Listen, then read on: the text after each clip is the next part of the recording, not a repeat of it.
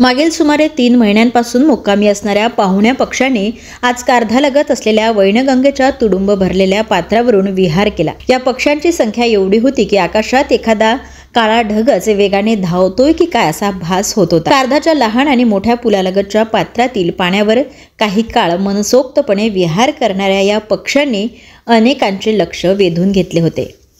Black Starc अर्थात काया कार्कोचा या नावाने ओळखले जाणारे हे पक्षी सकाळी अचानकपणे थव्यानी पात्रावर उतरले। सुरुवातीला अनेकांच्या लक्षातच आले नाही, मात्र त्यांची संख्या जसजशी वाढत गेली तसतसे त्यांच्याकडे नागरिकांचे लक्ष वेधले गेले। हजारो पक्ष्यांचा हा मोठा थवा असल्याचे पाहून अनेकांनी कारधा पुलाकडे धाव घेतली। या पुलावरून जाणाऱ्या येणाऱ्या नागरिकांनी वाहने थांबवून निसर्गाचे हे सुंदर चित्र आपल्या डोळ्यात आणि मनात साठवले। अनेकांनी या क्षणाचे मोबाईलमधून व्हिडिओ चित्रीकरणही केले। सुमारे 10 ते 12 मिनिट हे पक्षी या परिसरात होते।